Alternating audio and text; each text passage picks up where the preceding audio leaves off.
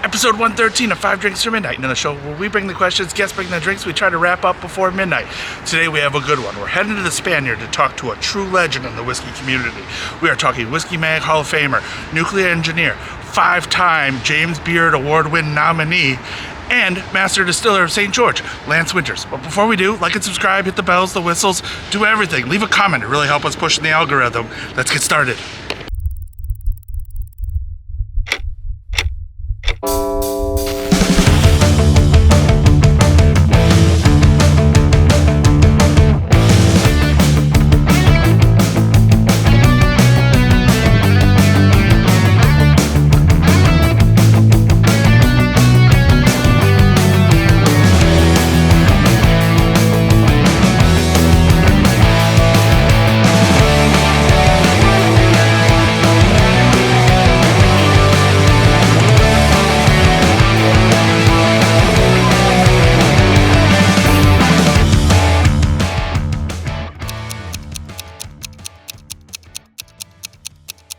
Lance, thank you so much for joining us. 5 Drinks Through Midnight, 5 drinks, 5 questions. Thanks for joining me at the Spaniard. How are you doing today? I'm doing super well, thanks. Very, very happy to be here. Thank you. We're super excited. Again, big fans. I guess first, what are we drinking first? Terroir Gin. Excellent. It's such a great place to start because, one, it's a product that I'm the most proud of, and we can delve into why that is. 2, it's one that really explains a lot about who we are as distillers at St. George Spirits. Awesome. So, yeah, it's... do you want to know how we make it? Why Yeah, please. Yeah, I'm not a big gin guy, so like again, just been starting in on like getting in with gin. So again, I'm excited for this.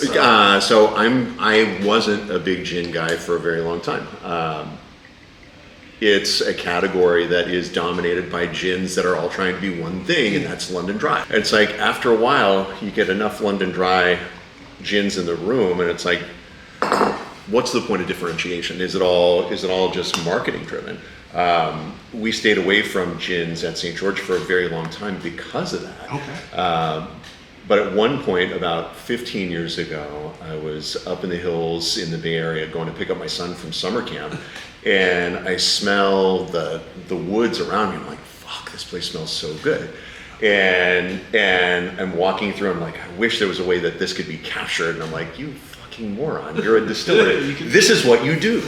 And I started thinking about it. I'm like, why don't we take pictures of places that we love with the stills and recreate that sensation in a glass? Awesome. And that's where the idea was born from. And so I started looking into which of the different things I was smelling there I could actually distill harmlessly and would taste good. And then what I would have to supplement with to really create that sense of landscape. So this starts with a trip out to the woods, getting Douglas fir, okay, getting coastal sage, California bay laurel, which provides this really beautiful winter green sort of a note to the whole thing, and then wild fennel. Okay. Those are the truly foraged ingredients, and then we've got juniper because it's a gin. It kind of has to have it. Juniper already has some piney notes to it, so those underpinnings work really, really well with that forested quality. Orris root and angelica root, which give us this really nice forest floor mulch sort of a quality. Wok roasted coriander. Coriander is usually the second biggest botanical in any gin. Wok roasting it reshapes the aromatics on that and drives it in more of a chaparral direction. Orange peel and lemon peel for brightness, and cinnamon for dusty sun-baked trails. It's not just hard candy sort of fireball sort of stuff. It's actually dusty and sweet. So cheers. Awesome. Let's taste some. Cheers.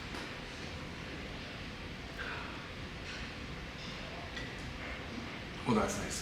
Thank you. And tasting that neat on its own is a really great way to sort of understand what all those botanicals are bringing to the picture. My favorite way to enjoy this is a martini, very, very dry martini with a dozen oysters. Nice. You give me that, and I'm going to behave myself for like 15 minutes. And if you want another 15 minutes, you give me another dozen oysters and another martini. By the third one, you can buy about 25 or 30 minutes off of each of those. So, all right. I feel like the bramble was invented waiting for this gin to come around. It's fantastic in a bramble. There's something about the seed character in the creme de mure that helps support that landscape. It brings a grassiness to it. It's really, really pretty. Any sort of a daisy, it's real nice in as well. This is so nice. Honestly, like, this is... I believed you until you said honestly. No. Again, I make this joke throughout a lot of my videos. I can lie to you, but this can't. So you'll see when the vase goes like that, like, or it makes we're gonna be checking footage from this one, yeah. Exactly, yeah. But it doesn't have that, because again, I think maybe you nailed it. Wherever it tries to be like that London dry gin, it has like that piney, prickly taste to it, and that's I used to joke that people that drink gin were the ones that wore the monocle, and like it was you always had you were like the Monopoly guy kind of thing, and like that was Mr. Moneybags. Yeah. I don't get that. Like, this is just it's honestly, like, again, straight sipper. Like, this is so fucking good. And a couple things you need to think about when you're that are sort of mind fucks on this. It's 45%, so it's a higher alcohol content than a lot of the gins that you're going to find. The reason behind that is that it shows up better in a cocktail that way. The aromatics are much more available, and you're talking about how one of the issues that you find with a lot of gins is that they're so piney. And how did we fix that on this one? By actually shoving it full of real pine. And so what I think ends up happening is that there are things that we find disagreeable about the way some juniper is handled in gin, where it has this really acrid note if it's handled the wrong way. And we put ours in a vapor infusion basket, which gives you very elegant notes of that juniper. The juniper's still present, but it doesn't have those ugly tones that a lot of people dislike in a gin.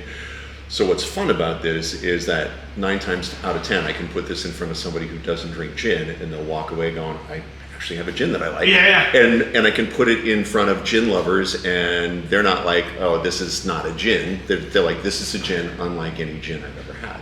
I have to give shout outs to Nolet's for kicking open a door and making gins so different and showing people that they can be done differently. I feel like Hendrix did that as well. So, and then again, is everything from California then, or no? As many as we can get in California, we get in California. But cinnamon, for example, we can't grow cinnamon in California, so it's a tropical tree that comes off of. And the place where we end up getting the Douglas fir, it's an old growth redwood forest, and to protect the redwoods, we're pulling out Douglas fir, which is understory fuel for forest fires, and it grows out there like weeds, and so we're able to help the forestry managers out there keep those old growth redwood forests safe by pulling this stuff out and having a good drink in the middle of it. So. Doing good and drinking well, so it's a win-win. It's a win-win. Yeah, totally. All right. Well, I mean, question one, it's a bit of an origin story, but it's the same for everybody. But I think yours is a little bit different because how does one go from being a nuclear engineer in the Navy to master distiller? It's so easy; anybody can do it. It's actually more straightforward than you think. I got out of the Navy. I was done with that career, and while I love technology and I love science, nerd alert, I also like people, and in small doses, and the parties and things like that were around nuclear engineering, pretty fucking boring. And so I had tried my hand at brewing beer at home while I was in the Navy. I'm like, this is kind of fun. It satisfies a creative urge in me. Like we all have our way of having some creativity, of expressing that. And I thought I wanted to be a chef when I got out of the Navy. But then I worked in some kitchens, and I'm like, you got to be batshit crazy to be a chef. Broken soft, chef. Need a new one. Yes, chef. Still not there again, chef. Yes, chef. Because the pacing in a kitchen is horrible. It's thankless. It's stressful. Not going to do that. But I want to make things, and I want to make things that people consume. So it's a long. Yeah, you warned me. People would ramble. I just but didn't that's realize what I love. it was It's going to be me. like this is again, we're getting the full story behind you, so I love it. Yeah, cool. So be careful what you ask.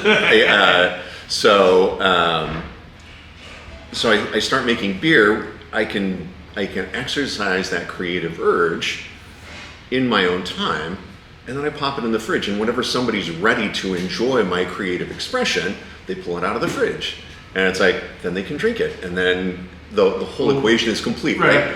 And so I work that into an actual job, making beer at a couple small brew pubs in the Bay Area. While I'm doing this, a buddy of mine gives me a bottle of Lagavulin. I love scotch. I love scotch. Scotchy, scotch, scotch. This is the first time I'd had a whiskey that showed me that whiskey can be anything but just a faster pathway to a buzz. Okay. This whiskey was telling me a story. This whiskey was just unfolding on my palate in beautiful ways. And I'm like, I want to learn about how this is made. No internet at the time. I go to a library and I start reading about whiskey, and I find out that the first step to making whiskey is brewing a beer. And I'm like, oh, holy shit, I've got half of this down. I set up a small still in my garage. Kids, don't try this at home.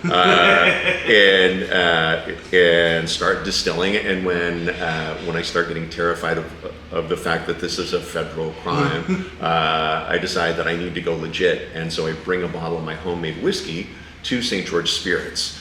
I knew St. George by reputation at the time, and this is 1996, February 96. And get an audience with the man who created the craft movement in the United States himself, York Rowe. And he pours some of my whiskey, and he smells it, and he looks at me and says, that's inoffensive. And my little heart shattered into pieces when he says this.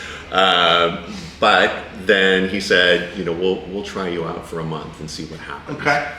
That was 27 and a half years ago. So anyway, that's how you get to this. And over the years, working with Jorg, learning about all these other things, falling in love with distillation as a craft. I came into it for whiskey, and there's so much more that we end up doing. I was talking about why I wanted to start with the terroir during our session here today. This is therapy, right?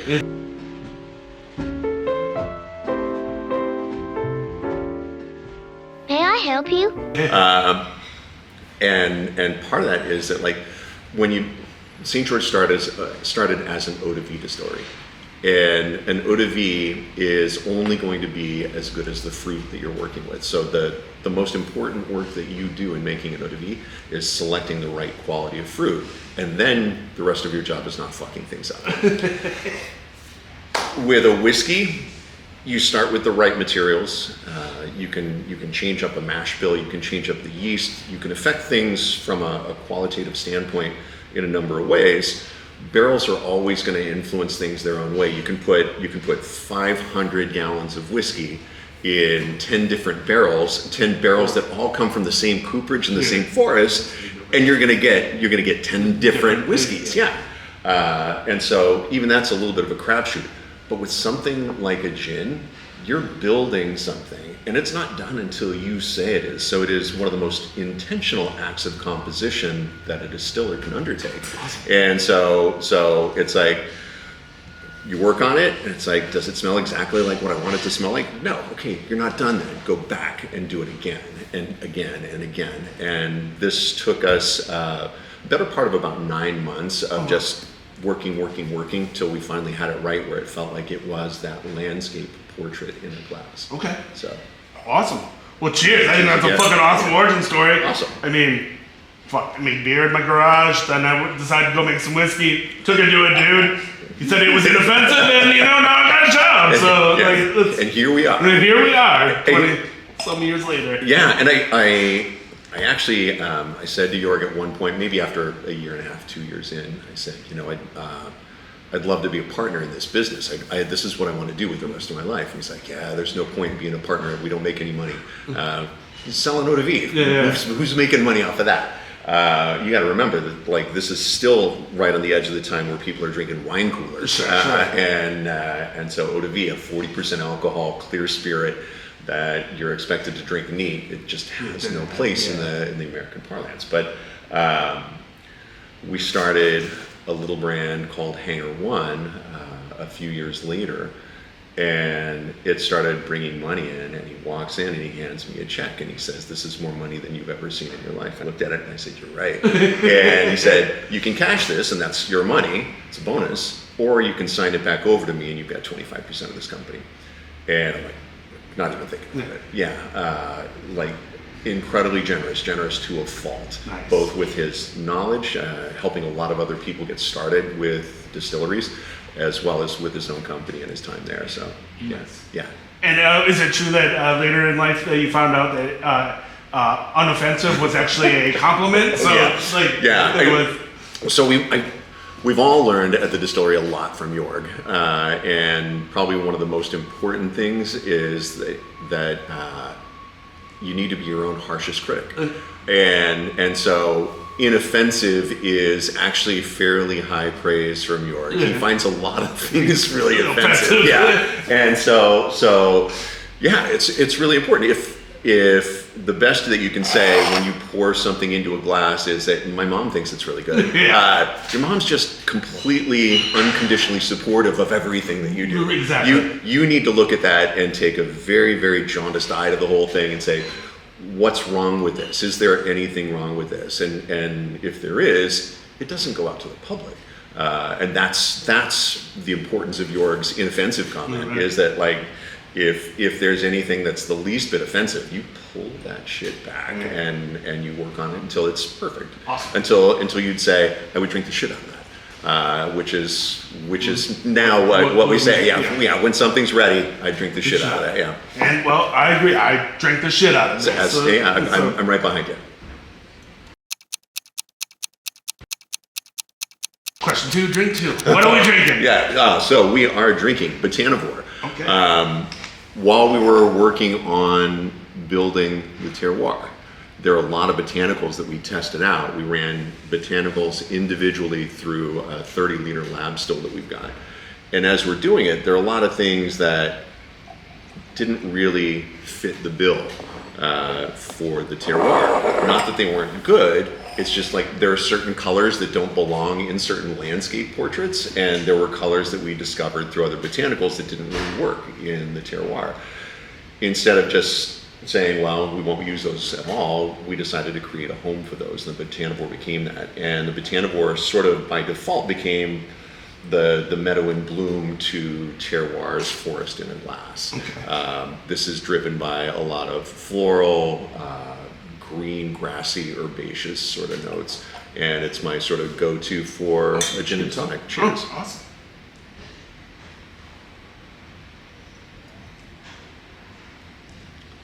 Okay. Soft in different ways, round, sweet. There's some really, really beautiful sort of violet tones that come out of that from the orris root. There's some additional both citrus and floral characteristics that come from Citra hops. There's black peppercorn in here to give some nice spicy edges to it. There's some dill seed in there, which brings this really beautiful green, grassy character to it all. But this one in something like a red snapper is quite delicious. Awesome. Yeah. This is nice. This is a little bit more ginny than what I really love the first one. This one is a little bit more of what I think about gin but I'm trying to expand my taste, so. But it's nice. Like I like the pepperiness on it. That's gives you a little tingle. So yeah, I'm digging that. So. Yeah, awesome, cool. And there's some interesting licorice notes that come from star anise and fennel, which help give some roundness on the palate. We've got 4 different types of citrus going there. We've got orange peel, lemon peel, lime peel, and grapefruit peel. This would be really great with Corpse Reviver number 2. Absolutely. That little licorice with the absinthe in that, that would be fucking amazing. Yeah, it definitely ties the room together. Yeah, very nicely. Good feng shui. Yeah, totally. All right, so like question 2, you guys are not like you're known for terroir, but not necessarily of terroir, but there is of place. Like you guys put in a lot of thought and process into like the chili pepper liqueur and your coffee liqueur, like the coffee of New Orleans. Like there's always, even when you talked about the terroir, you talked about hiking with your son. There's always Yeah. that kind of memory, or there's that thought of place kind of thing, which I find really fascinating.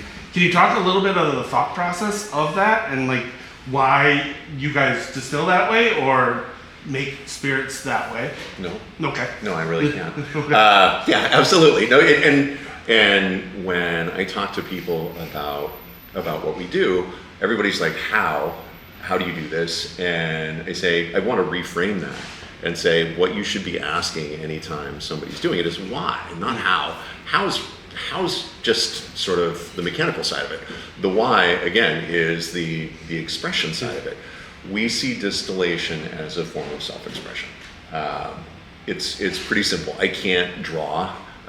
You would be embarrassed for me looking at a drawing that I did of anything, unless we're doing Pictionary and it's just like really fast trying to get shit out, right?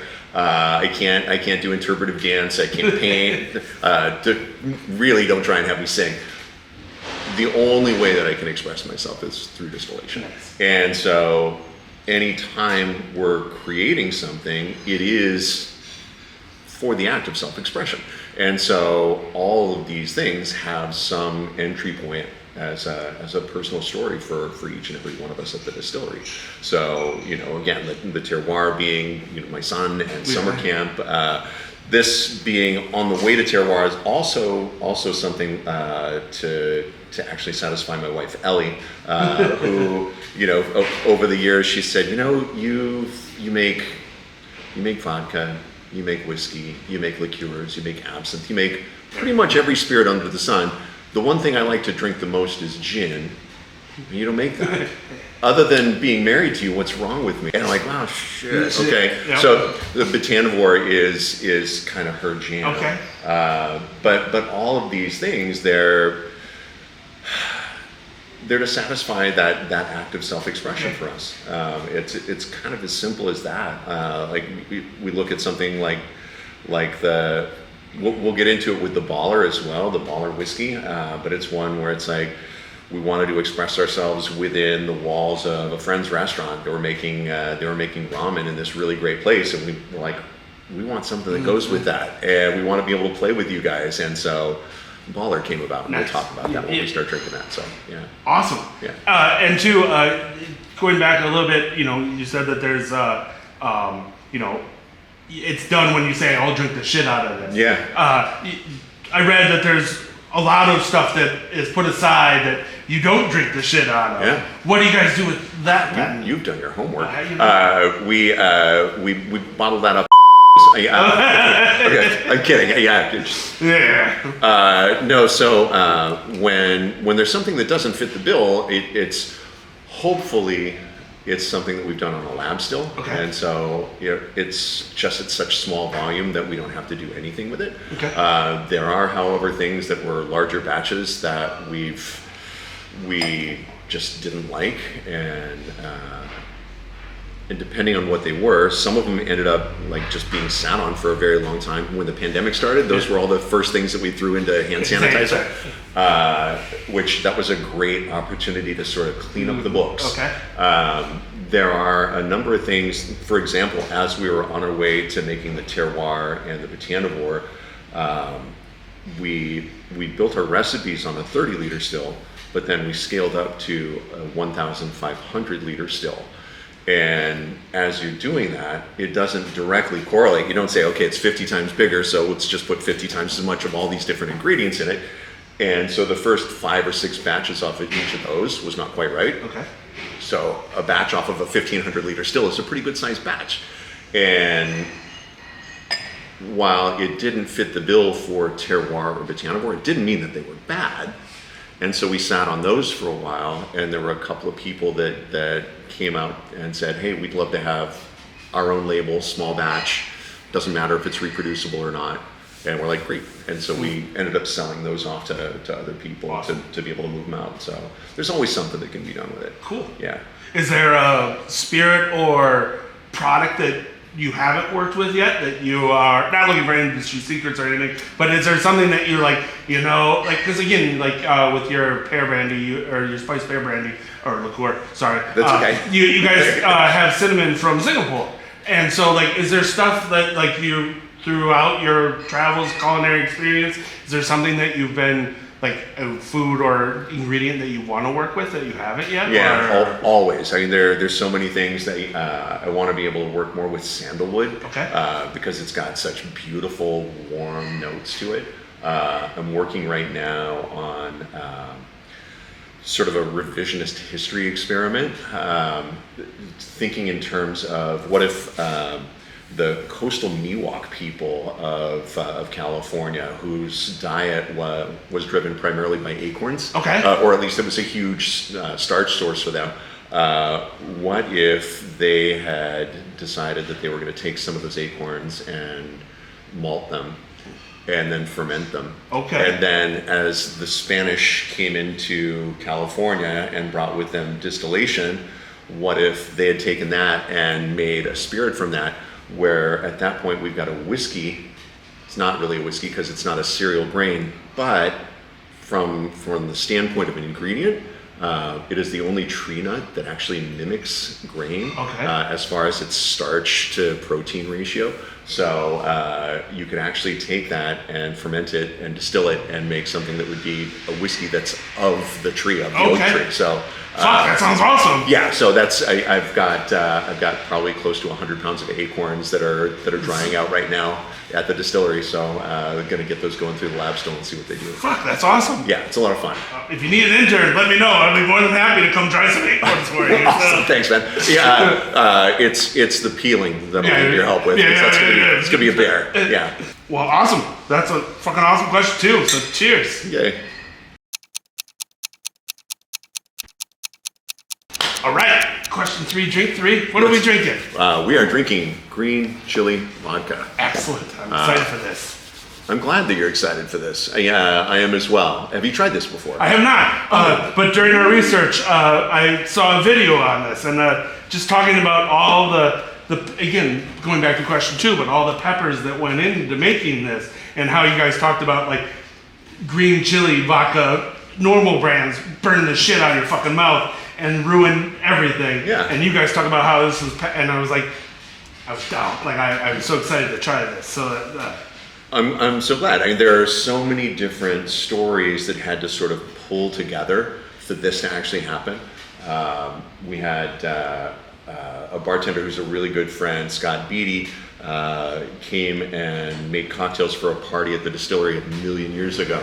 And one of his cocktails is called the Irian Jaya, and it's garnished with these little perfect rounds of red jalapenos. Okay.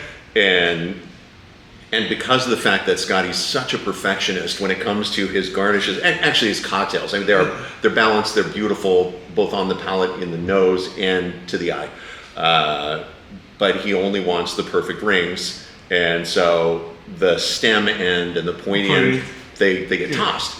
Those got tossed into a bucket as he's making massive amounts of garnishes for his cocktails, and at the end of the night, there's like a 3-gallon pail that's full of discarded pieces of peppers. As a distiller, I'm not going to let this go to waste. So I'm like, okay, it's Saturday night. I'm not going to distill these tomorrow, but I'll fill this up with high proof and let it sit. And on Monday, I'll distill it. And when I did, it distilled out to this thing that was this beautiful vegetal sort of character of the peppers without any heat. I'm like, oh wow, this is a really, really cool thing to learn. And that information led us to the place of the green chili, where we filled the still with green jalapenos. We put some lime peel in there, and then the vapor infusion basket that I was talking about for juniper berries, we fill that with fresh cilantro. Okay. As this all distills through there, it picks up aromatics from the cilantro. It picks up aromatics, obviously, from the peppers and from the lime peel. And then we do a secondary infusion of red and yellow bell peppers for sweetness, mouthfeel, and habanero and serrano, touch of heat. Okay. Don't want this to be a hazing tool, but want this to be something that you enjoy drinking. Oh, it smells amazing. It's kind of like a salad in your glass. Yeah, exactly. I was like, this is... Goes savory, almost saline, but it can straddle the fence on sweet or savory for cocktails. You know, you can go super savory, you can do Bloody Mary is the obvious choice. There are a lot of things that you can do with mixing this. I actually really love a green chili gimlet with this. There's a cocktail right now at PDT that's called the Vetiver Rabbit that uses this and a vetiver cordial that they make in-house and a bunch of other stuff, and it's fantastic. Nice. Yeah, just had one last night.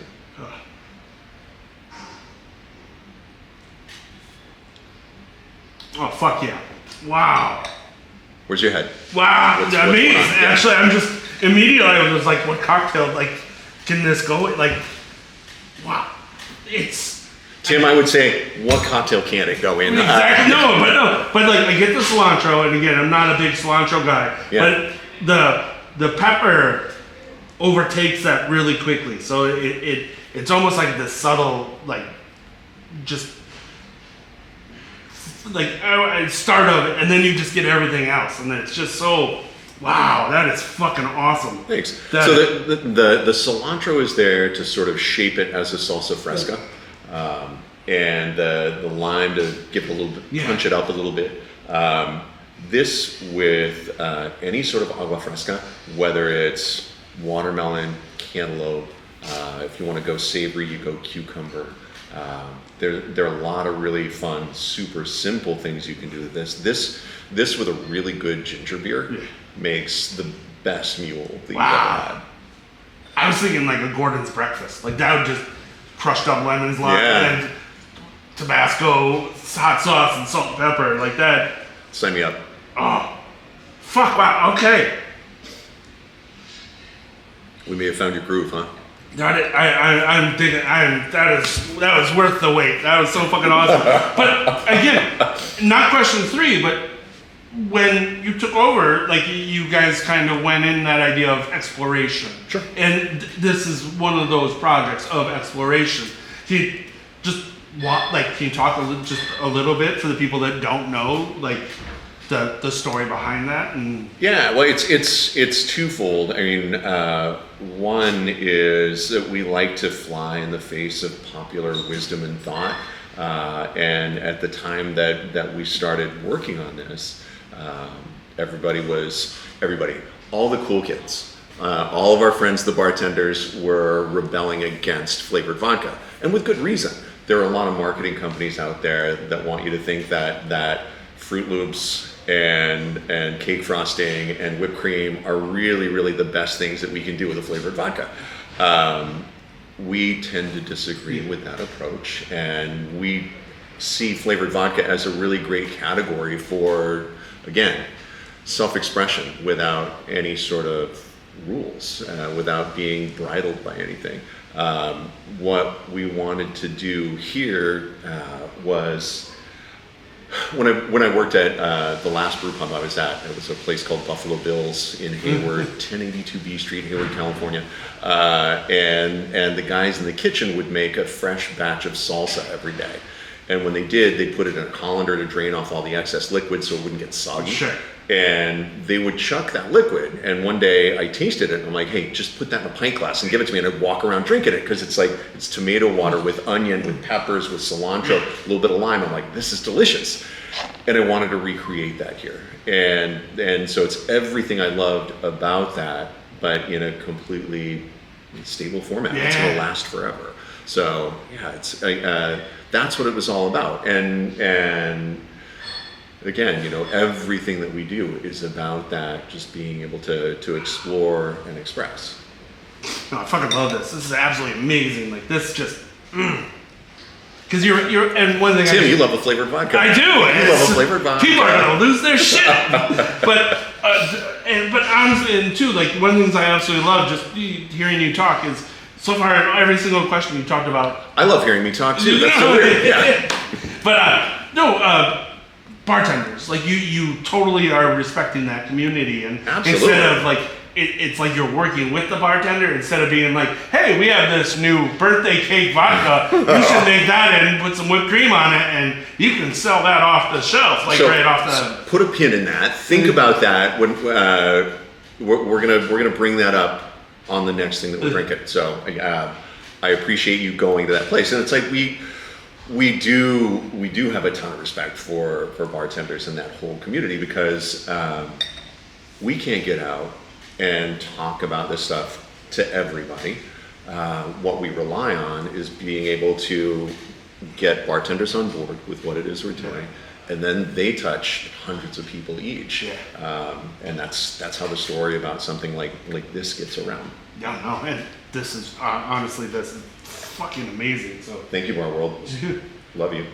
Oh no, really, like, because it. No, stop. Honestly, but I'm getting so much now, like, sip after sip, it just gets a little bit more, little complex, and it just starts to open up a little bit more, and you get a little bit more of the pepper. You're tasting this pepper, you're tasting that pepper, and thank you. And again, that's one of the reasons that this is sort of antithetical to what you'll find on the shelves with most pepper vodkas. With the first sip, your palate is scorched earth, and then after that, you don't get much. You're done. You're done for the night. Like, which is why, like, it's the last bottle that you pull out when your guests from your dinner party won't leave. Exactly. And you're like, here, I got something for you. Here, try this, and then burn their fucking palate, and then see ya. Get the fuck home, because I don't want you here. I gotta do dishes and go to bed. All right. So question 3. We call this our talking shit question because we've had 3 drinks already. I love this. I can talk shit on drink 1. Excellent. But so you guys are, if not the first, but one of the first craft distilleries in the first. Yeah. But okay.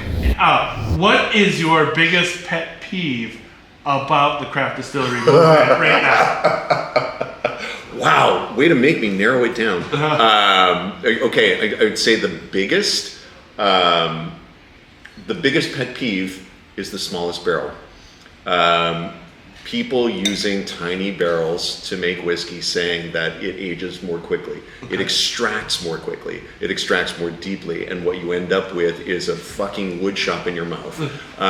If you like licking 2x4s, then fucking lick a 2x4. Don't age a whiskey in a 5-gallon barrel, a 10-gallon barrel, anything like that. It sort of ruins things for people. The reason that's problematic, I'm a little bit of a libertarian in a lot of respects. I would say somebody wants to do something and it's not hurting somebody else, they should go for it. But what's problematic with those small barrels is that it does hurt the rest of the craft community, because if you go out and that's the first thing that you try, it's going to shape your feelings about the rest of craft spirits. Sure. And for those of us that have been, I've only been at it for 27 and a half years, but the distillery St. George has been doing it for 41 years. The longest in the industry, the oldest craft distillery in the country. That's right, oldest. And so if someone's introduction into the craft spirits community is a poorly made product that's then over extracted in a tiny barrel, and they try that and they're like, this craft stuff is bullshit. I'm not gonna drink craft spirits. The other stuff might not be as imaginative, but at least it's not gonna be nasty like this. And it sours the game for everybody. So that's my biggest pet peeve. Okay. My second biggest pet peeve is people not being their own worst critics and putting out products that they shouldn't be putting out. Okay. So then, off of that, follow-up question: where do you see the craft distillery movement going? I don't know. As a Gemini, I'm gonna suggest that I can take 2 different perspectives on this. And the optimist perspective is that there are people who are going to learn about love for their craft and really start doing incredible things. And the real benefit to being a small distiller is the ability to make frightening decisions, do things that the big companies wouldn't do, that they're too smart to do, and hopefully reshape the industry for everybody. The negative side of me says that it's going to do what the rest of the industry has done, and that is pander to whatever it is people want, instead of showing them something better. I don't think that we're the apple of distillation, but there is something to some of the ideologies that they have espoused, and they've said, we don't want to make what you want. We want to make something that you never knew that you wanted, and now you can't live without. And so, like terroir gin, Yep. nobody knew they wanted that, but it's a great thing to drink. This came up when I was talking with somebody who was building a website for us. He's like, how do you live up to people's expectations? And I'm like, fuck people's expectations. I don't live up to people's expectations. We do things to exceed their imagination. And it's like, that's what it's about. We are here to imagine things that you hadn't and try and take you into new places. And that's where I hope people go. I'm, again, meandering on this, but No. I feel like the greater industry, the larger part of the industry has this inertia to it where it's like if somebody starts doing something well, then they'll get snapped up by a big corporation, by a big multinational, and then they'll stop doing what made them cool, Yeah. and it'll just sort of go away. I mean, I think that's the way with the celebrity brands right now, because everybody's just launching. Oh, that's the other thing that's the worst about the industry is Yeah. celebrity brands. But because I think that maybe, and I would love your input, but like the way that Scotch is broken out in regions. Do you think that like craft distillery will, like, because you have like the Southwest where the guys are using like mesquite barbecue chips, and they're like that's a region. You guys doing the California thing, like Wisconsin has their thing, the New York thing, and like the Atlanta thing. Like, do you think that like maybe eventually that there'll be a region kind of thing, or do you think, or maybe it's already there, or I don't know that it's there. I think the whole thing is way too young for that to have been really established, and I think that because of the fact that all the things that you're talking about with regards to Scotch, those all got set into place during a time where we didn't have a global community, and so those styles are sort of established by their geography. We don't have geographical constraints any longer. I can have Mizunara oak flown in from Japan and reshape things, and so it's really more about the ethos of a general area shaping it, which I think is probably more important than the geography or what's physically available there, because when it comes down to it, it's all about people, and because people make these things. The products are the building blocks, but the people are the ones that make it, and that's what's important to me, is being able to get a sense of who that maker is in everything that they're doing. cool. That's question 3. We talked a little shit, drank some Fucking love talking shit, man. Yeah. But anyway, all right. So, question 4, drink 4. Woo! What are we drinking? We are drinking Baller whiskey. I'm so excited for this too. I am too.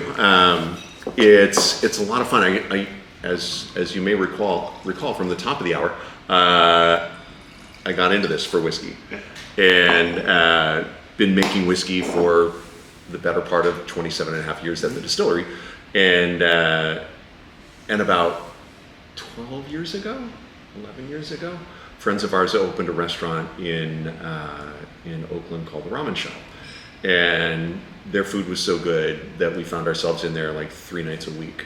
And when you're eating a big bowl of ramen that's got this pork broth with beautiful simmered pork, like it's like a pork milk, it's like so rich.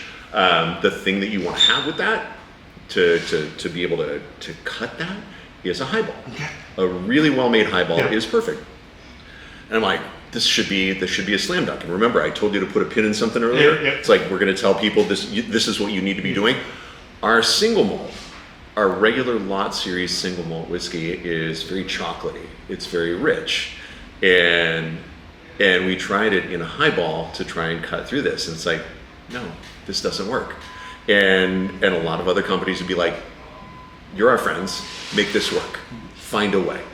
And if you can't find a way, just lie and say it's the best thing that you've ever had with this. We couldn't do that. And so instead, we went back into the distillery. We don't have a separate rick house. And we started looking through experimental barrels that we had done and found some leaner mash bills. And so the one that we settled on was one that is 2-row pale and Munich malt. Munich malt is slightly more toasted, but it's not chocolatey, it's not rich. This was in a used American oak barrel.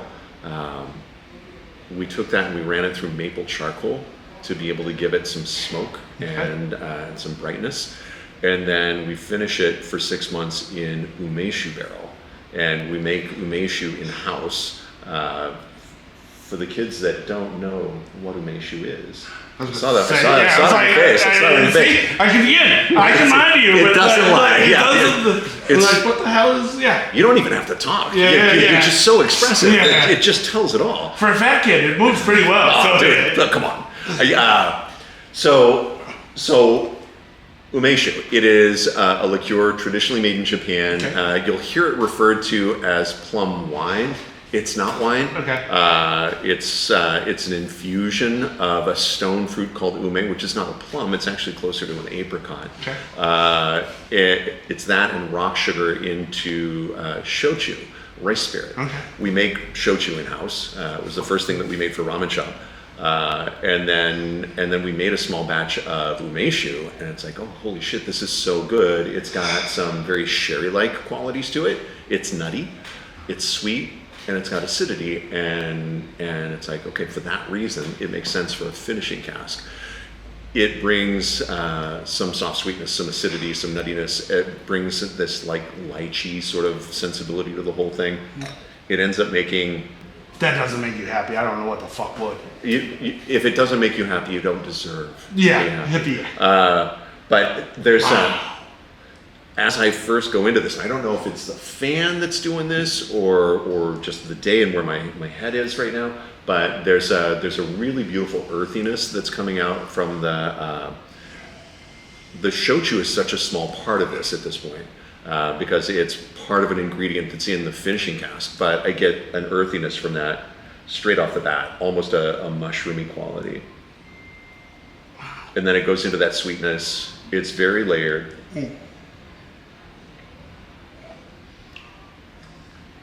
This makes, and so we bumped up to 47% ethanol here, so it's higher proof, but it still reads nice and soft. There's a lot going on the palate. I like to tell people that perception of smoothness has more to do with there being character in a spirit than anything else. This is fucking amazing. Honestly, like. Do you have a favorite category of spirit, Tim? I mean, I used to whatever's in my hand, and I know that's a. Love the one you're with. Yeah. No, I'm a whiskey guy. Like, okay. Hands down whiskey. I would have to say Irish was always kind of my main go-to, but lately rye has really been kind of. I'm a big I would have to, before it'd be Irish rye, then bourbon, and then Japanese, and then Scotch. Okay. I've kind of now been more of a rye, Japanese, Irish kind of they say your we all change. Yeah, we grow. Yeah, your taste buds change every 7 years. I have a friend. That's terrifying. His name's Pierre, but he's a big Scotch guy. And I was at a tasting, and I absolutely loved the. I want a T-shirt that says Pierre is a big Scotch guy. Yeah, me too. Yeah. But I texted him during the tasting, and I was like, "Can you find me a bottle of this that we were tasting?" But he was like, "Who is this, and what the fuck did you do with Tim?" Yeah. Have you tried the Dingle? Yes. Single malt? Yeah. Did you like it? Yes. That's fantastic. So I used to live in Oakland, and when I did, I'd walk my dog on this route, and I'd pass by Irish Tom's house, and Irish Tom, I'd walk the dog. Oh, good morning, Lance. Morning, Irish Tom. Because there was another Tom up the street. Jewish Tom was up the street. Irish Tom, this one morning, Lance, come here. You want to try some gin? I'm sure, Irish Tom, thanks. He's got a solo cup. And I'm like, it's 7:00 in the morning, so my palate's fresh. It's like, it's from the Dingle Distillery. I bought a barrel. And so he's just like, just leave the cup on your way back. Okay, and I was surprised by how much I like their gin. And like 3 months later, the master distiller of Dingle was at his house. Oh. And he's like, hey, come over to my house. And I meet her, and she's amazing. And I tried the whiskeys. I'm like, holy shit, it's the real deal. Yeah. And there was one, coming back to sandalwood being an ingredient, there was one of the whiskeys, there's no sandalwood in it, but it reeked of sandalwood. It was so good. It was so warm and comforting. It was a really, really beautiful thing. So if you haven't tried the Dingle whiskeys, get out there and do it. I recommend it. Yeah. Cheers. Cheers. This is just... All right, so question 4. I mean, you guys are pretty much groundbreaking for pretty much everything. So again, your whiskey, like you guys have been doing single malt whiskeys for 20 some years, even before it, like now that we're trying to Before become it a was cool, category. Yeah, you're doing it before it was cool. Yeah. And again, with the gin, everything has just been absolutely amazing. I guess the big question is, what's next? Without secrets, but I mean, like, No. There are no secrets between sailors. I don't know what's next. I like to think that me riding off into the sunset and letting all the next generation at the distillery have their say is probably the best thing at this point, because people are going to get tired of hearing what I have to say after a while if they haven't already. And there are a lot of new voices at the distillery that I think need the chance to be able to take center stage. Okay.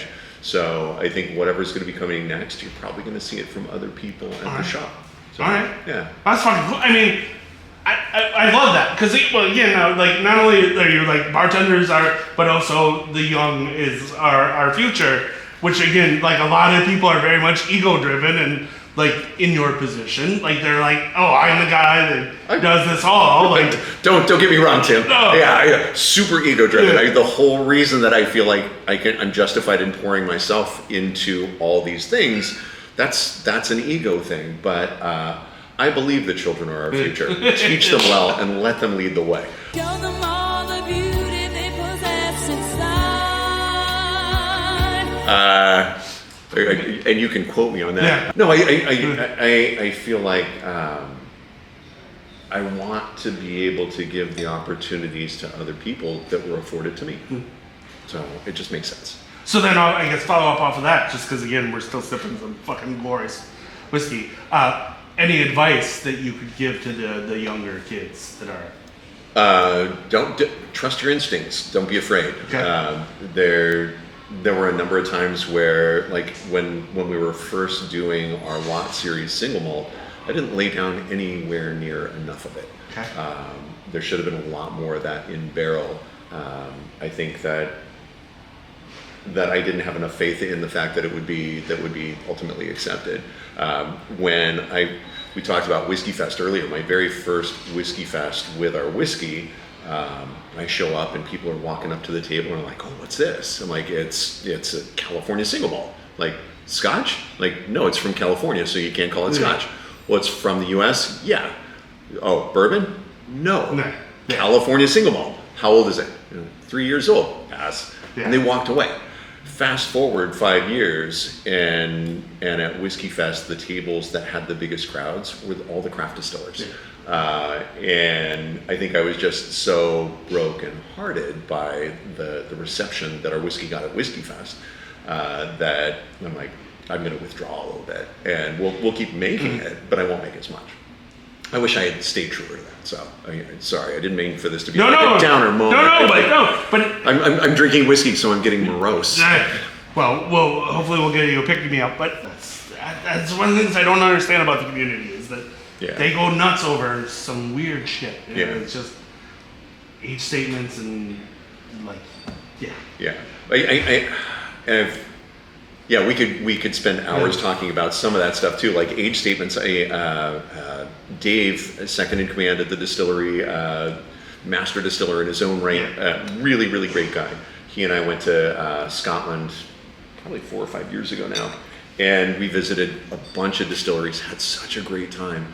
But the thing that made me sad was that like so many of the places that we went, you've got these people who are working in the distilleries. They'll never see the whiskeys that they've made. Yeah, and it's like again, coming back to the ego-driven part of it, there should be ego involved in some of it in a certain respect, because what you're trying to do is be connected as a human being to this. And if it's going to leave the door after you've left the door, what's the point? Yeah. It's like I want to be able to take pride in this.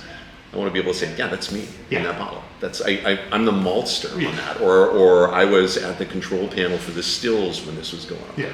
Name still holds something even after you're gone. So like to that point. Yeah, the whole reason to make a spirit is to make yourself immortal in a bottle. Yeah. In a finite way, but this is immortality. To go back, it's not offensive. Thank you, Tim. Very, very sweet of you to say so. May I pour you a splash? Yes, I would love to. Yeah.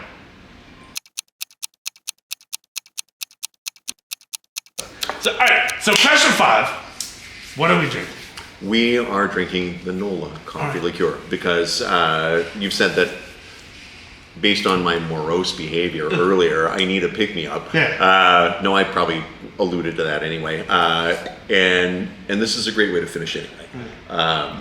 And this is me telling somebody else's story. Well, I was going to say, this is your partner in crimes. The fabulous Mr. Dave Smith, who Dave met his now wife, Julia, in New Orleans. And he met her there and wanted to create something that would commemorate that meeting. And wanted to do something with chicory coffee. And so I always thought chicory coffee was one of those things where you want chicory in your coffee because you just can't get enough coffee beans and you've got to kind of stretch that. What it does instead is that chicory has this really, really beautiful aroma and flavor that with the right coffee beans, and in this case, Ethiopian Yirgacheffe coffee beans, kind of stretches that flavor out. It makes it a little bigger. It's like if you looked at a graphic equalizer of the flavor of those Yirgacheffe beans, and you're saying I'm going to slide up the plum and prune sort of notes and some of the berry notes. That's what that does. So this is a cold infusion of Yirgacheffe and cold infusion of the French roasted chicory, and it is Madagascar vanilla beans, and then organic cane sugar. Super simple. Oh yeah. But also like it's very coffee driven. It's everything that we love about coffee. Wow. It's not, so your nose is very coffee, but then the taste is not coffee at all. Like the palate is not, like you get a lot of sweetness from it. Or maybe I'm wrong, or maybe we just had too much of So Tim, I'm going to say that you're probably never wrong. As long as you follow the coin. Yeah. But no, there is a bunch of sweetness, and what's great here is that the vanilla beans provide this backbone of sweetness, so that it doesn't have to be too sweet. You can make a cocktail with this, and it's not going to be overly sweet because there's not that much actual sugar to it. No, well, and again, I didn't mean like sweet in a bad way. Like I meant there's some. And this is not me correcting you, Tim. I'm not correcting you at all. It's that would be a little hot water and cream, and you have an Irish coffee like that. It's so fucking good. Yeah. Like that is just. Oh. All right, question 5. So this is a hard one. This is the brain fryer. Yeah. Yeah. Okay. So it comes down to a Whiskey Wednesday coin. You can flip it, you can spin it, you can do whatever you want. You don't have to answer. The coin will give us the answer. Okay. But if you want to answer, please feel free to answer. Very good. But so question 5. The look that you and Dave have is so similar that you want to confuse people in public to make sure that no one's out to assassinate you. Wow. That first of all, that didn't go where I thought it was going to go. Second of all, never really thought about it that way. And if it came down to it, I would hope that somebody would assassinate Dave instead of me. Exactly. Yeah, absolutely. Yeah. No, that's not right. That's so not right. Is this actually on camera? No. My kids are grown. They're out of the house. They've learned everything they need to from me. Dave's kids are young. If anybody's going to get assassinated, God, I hope it's me. Ellie, sorry. I know that you hope it's not me, but I also know that you hope it's not Dave. So let's find. We all hope that it's some other unfortunately ugly bald guy. I just thought it was funny because again on the site, the two photos you guys have, honestly, you could split them down the middle and be like, who is this guy? Are they Which close? is this guy? Yeah, like are they like? Did he just change the shape of his glasses and like? We're the same guy. That's 5 drinks down, 5 questions answered. Thank you so much for joining me. Wait, is it midnight? It's even close. All right, cool. Sun's still out, so. But thank you, and hopefully we can drink together soon. So. If not, I'll be very sad. Yeah. Say it. Cheers. Thank you so much. Thank you. Bum, bum, bum, bum, bum, bum, bum, bum, bum, bum, bum, bum.